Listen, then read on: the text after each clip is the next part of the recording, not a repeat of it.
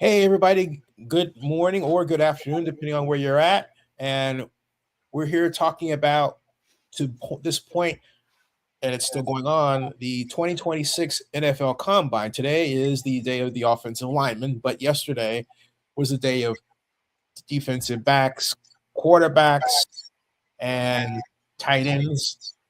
And we have, and the day before that, we had linebackers.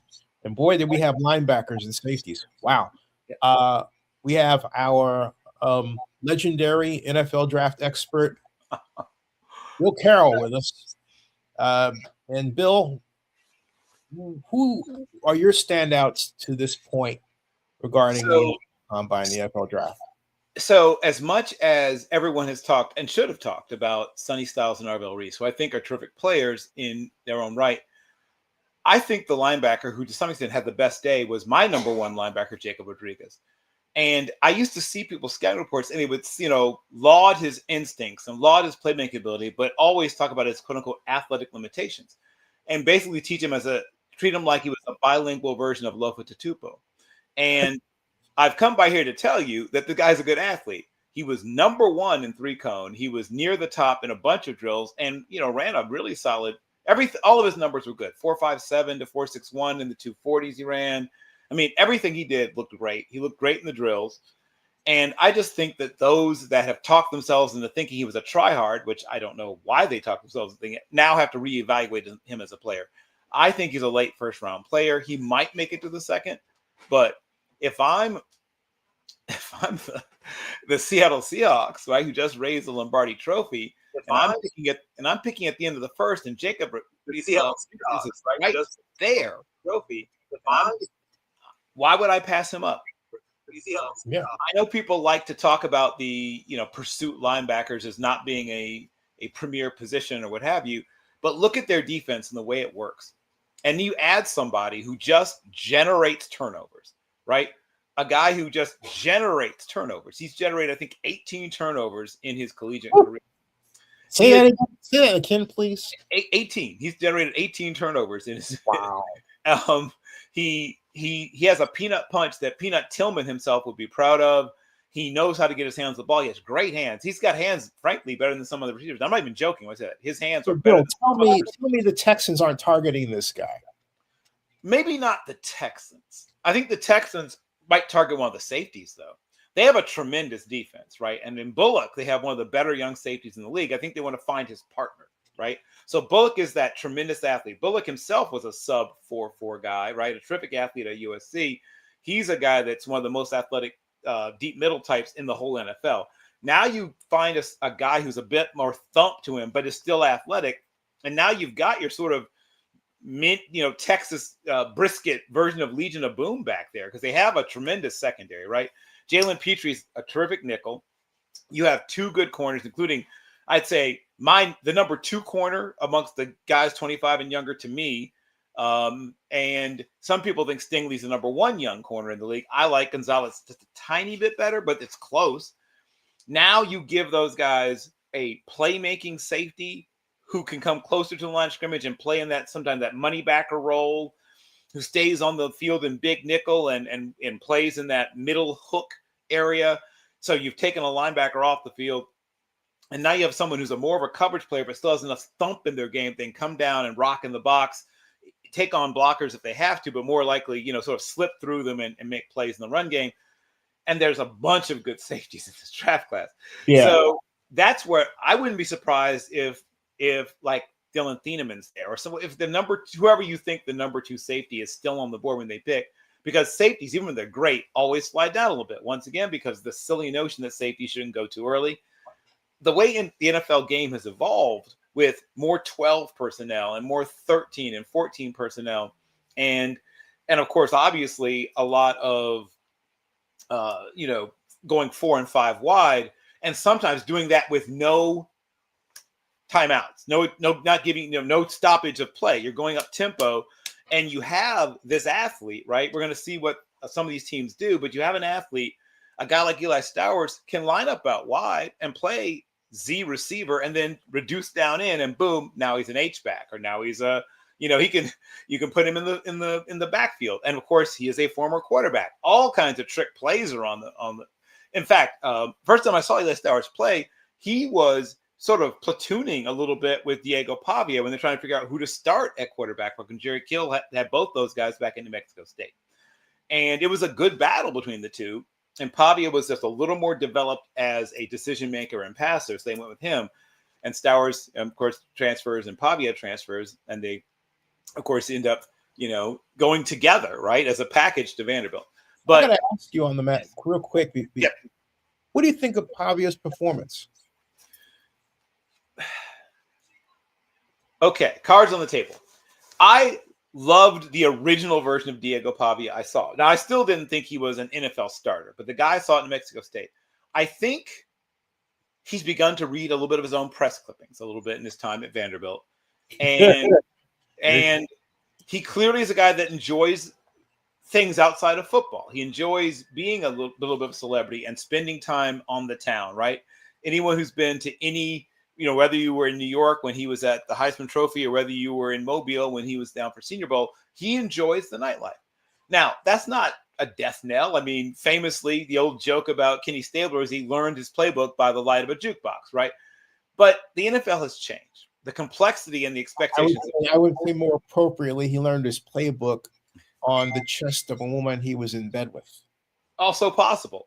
And Pavia sort of aspires to be a similar kind of player. I mean, he wears number 2 because of Jonathan Paul Manziel, which is both a blessing and a curse, right? That guy who has that never say die, make a play out of no play mindset, but also that guy is prone to making mistakes. That guy is prone to breaking plays down when they don't need to be broken down and trying to create what doesn't need to be created.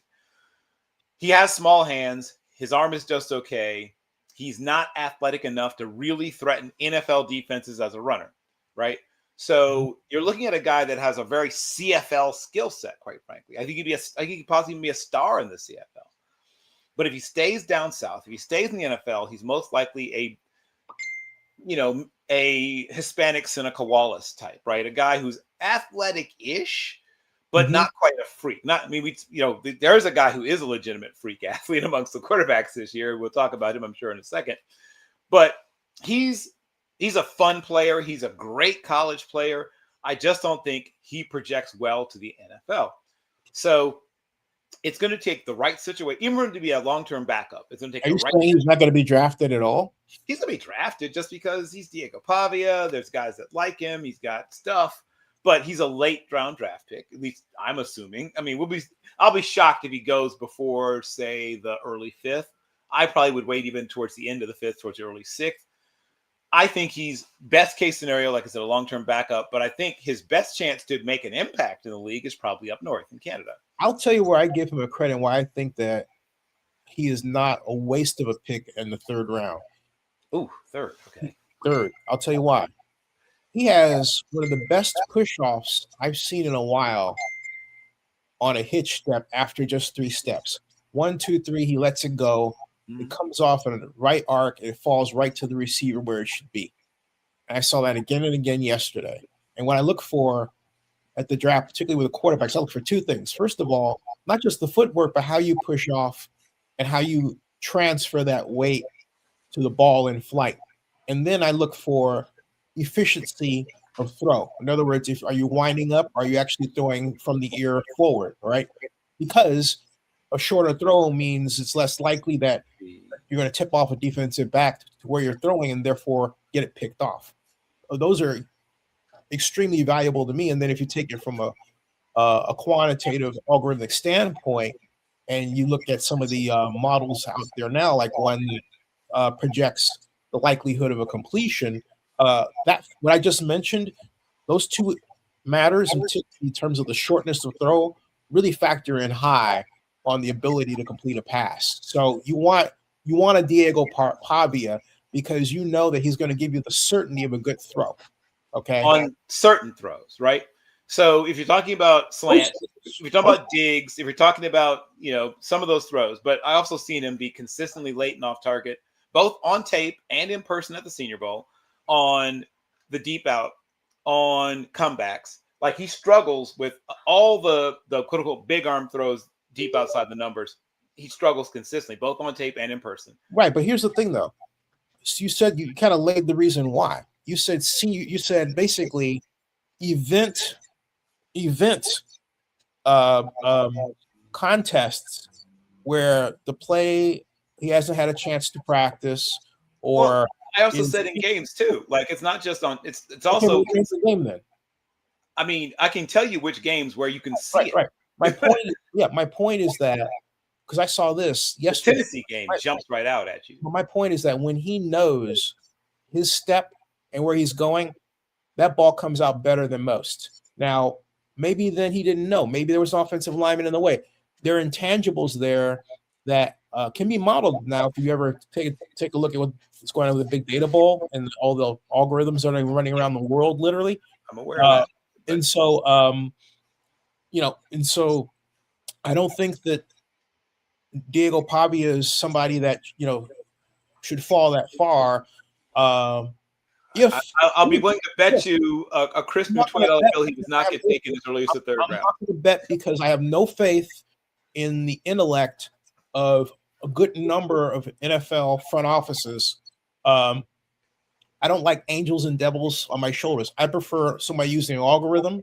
I prefer somebody doing analysis. I prefer somebody matching a play design, what they want a quarterback to do, and then mathematically understanding what should happen. And in a 21st century where they don't do that, I feel that owners are wasting a ton of money on people who really don't know what they're doing. And I just said it just like that. So I'm not disputing any of that, but I have watched him for 3 years, right? Mm-hmm. Because of his special eligibility situation. He literally could have come out for 3 straight years. Mm-hmm. So I have an unusual amount of depth of notes on this player because of his special eligibility situation. Because I thought he was going to come out last year, and he could have even come out the year prior to that. So I've been watching him closely for a long time. Mm-hmm. And I do believe some of the things you're talking about are fixable. Some of the things may not be.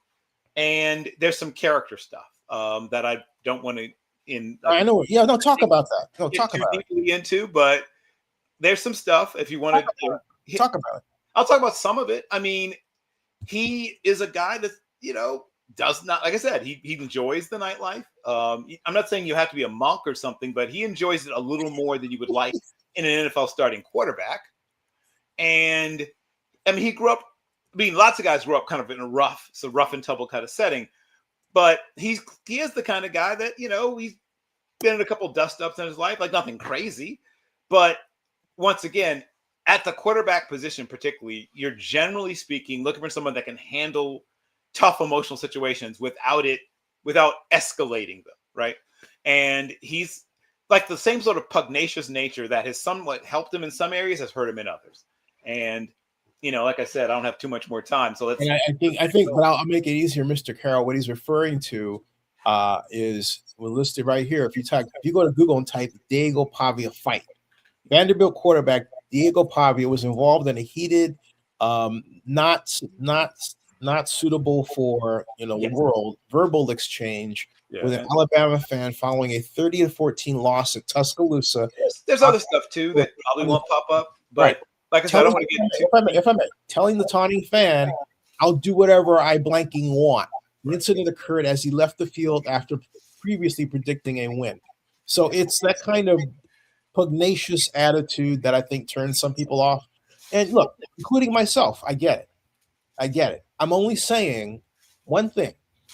For all of that other stuff that could and will cost him, you and I both know it will. It will. Unless he just happens to wow some team and they say, okay, being under 5'10" didn't help him. I mean, but no, here's the thing. Here's the thing. He's got to prove that he's maturing, because you said you saw him all those years, but the one thing you never mentioned was whether or not he'd improved. Okay, has he? Which I promise I will get to. In some areas he got better. In some areas he got, frankly, a little bit worse. Right? He was a more effective runner earlier in his collegiate career. Now this could be maybe just the accumulation of dings. Maybe it could be that he hasn't always been great about conditioning. Right? If you look at his body 3 years ago and his body now, it looks like he's enjoyed the SEC training tables. I'll put it that way. Not all of the weight that's on him is what we call good weight. So there's some things, like I said, that you certainly they not maybe got red, but they're definitely yellow flags, right? He's definitely got more than one yellow flag. I'll put it that way. Now, we won't get to too many more players if we spend all this time on Diego Pavia because I don't have much more time. Well, you said it. Next. Oh, Taylor Green has to be discussed. Yeah. Now, I got to see once again, just like with Pavia, I saw Taylor Green in his time at Boise State before Hank Bachmeier eventually replaced him. And Taylor Green has a similar bag of talents to a guy like Joshua Patrick Allen. I'm not saying he's Joshua Patrick Allen. I'm saying he has a similar bunch of talents and similar weaknesses, right? Josh Allen was another guy that had a big old windup back in college. He's worked on it. He's improved, right? He was a guy that the ball came out slowly. He made up for it with arm strength. Yep. He's a guy that stared down his primary receiver a lot in college, right? Wyoming. And he worked on a lot of those things. He's become a much better quarterback. I will say openly that I missed on Joshua Patrick Allen because of I didn't think he would be able to get from where he was to where he's become. Kudos to him. But that's like a 3 in 1,000 kind of thing. Got that much improvement. But also, I got to ask you, how much of that is falling on the right team that put him in a system? It's everything, right? So, and of course, he went early enough that the team's really invested because he wasn't good for all of his rookie season and most of his second season. You could see flashes late in that second season. They worked his butt off. And by that third year, he began to become the guy that he is today. Yep. Will Taylor Green get that same chance as a guy who's probably going to go day 3? That's where it gets a little trickier. The good news about going later is he's not going to be thrown out there right away. He's going to get a chance, hopefully, if he's allowed to stay at quarterback, which is there's a significant discussion going on amongst teams about what position he'll end up playing. I hope he goes to a place where at least he gets a chance. Like at least Logan Thomas got a chance to play quarterback in Washington before he got changed to another position. He got a chance. All I ask is they give him a legitimate chance because I think he might turn out to be sort of a bit of this and a bit of that. A guy that maybe is a backup quarterback, but also you use in other situations. He may be in short yardage and goal line and things like that. We got to wrap up pretty quickly because I got to go soon. So who else do you want to discuss? I want to basically take a look at Jeremiah Love, but also want to say one thing about Taylor Green before we close out. I think discussing him as anything other than quarterback, given, I'll just say this, long story short, look at his Arkansas years, every single game. That's all I have to say. I saw every single game and also everything he played at Boise State. He should be a fifth-round pick, period. He's going to go. He's going to go somewhere, I think, fairly early day 3, at least in part because of the athletic testing. And some of those teams are going to justify it by saying, if he doesn't make it a quarterback, we can move into position, fill in the blank. And if they do that, I think they're stupid. Well, once again, I'm not here to litigate the stupidity or non-stupidity of NFL teams, but I'm telling you, there's teams that are having this discussion. I'm not talking about what the teams do. I'm talking about the stupidity of how these things are evaluated. I get what you're saying. Okay, we don't even disagree. I just how the teams do things. Then we'll have to talk about racism and everything else, right? Right. And we don't want to do that right now. So I don't mind, except we really do keep moving along. I got to leave the next couple minutes. Jeremiah Love. So Jeremiah Love showed he's exactly who you think he is. He's Jeremiah Love. Now, I don't think there's this huge chasm between him and the next 2 running backs that everyone else is saying that there is. I don't believe that. I think that this is a better running back class than most people think. And I've been saying that all along. I think that he's a very good player. He's not on the same level as Jonathan Taylor or Saquon Barkley, but he's a really good prospect. He's going to have a really solid career. And I think that his best fit is a team, unfortunately, the teams that he's the best fit for won't be able to get to him, right? He's going to go to a bad team, most likely.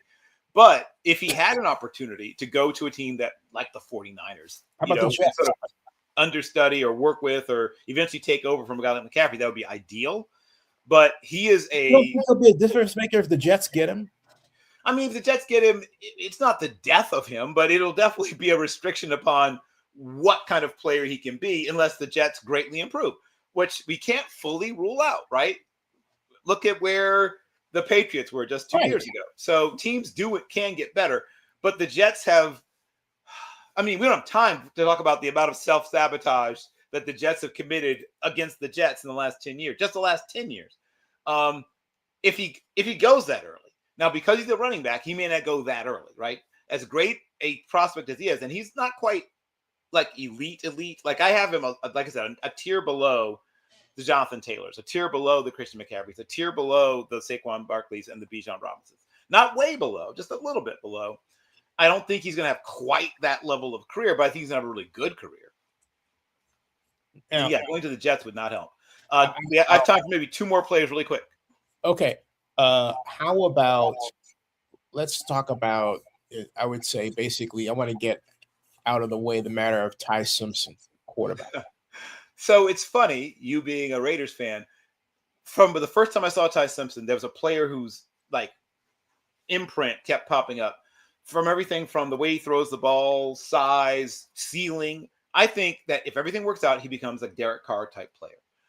Really? Now, everything has to work out, right? Because he's still rather underdeveloped. And I don't like quarterbacks who are in that under 20, right? The under 20 start club is a bad club for the most part. There's only been one player on that list who's made the Hall of Fame, and it's kind of an asterisk situation because of World War II, and that's Norman Van Brocklin, who had his college career innovated by spending 3 years in World War II, and he comes back as a 25-year-old to finish up and goes off to the draft, the NFL draft, not the military draft. And so that's the Hall of Famer who had fewer than 20 starts. And then there's only been one other guy on the list who's ever been a Pro Bowler, and that's Michael Vick. That's the list of under 20 starts guys who managed to either be Hall of Fame or Pro Bowl. Everyone else in the under 20 starts club has been bad.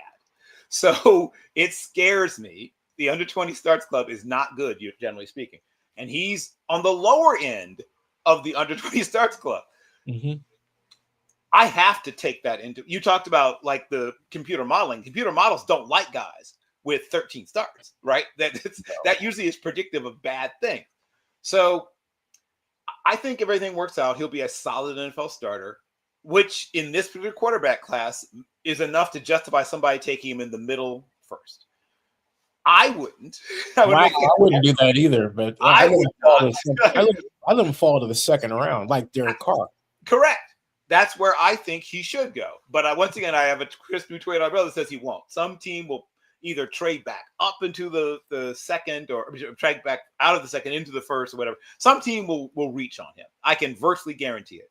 Based on what? He's only an average player. He's not a spectacular guy. I mean, you watch Alabama and throws you think he was supposed to make.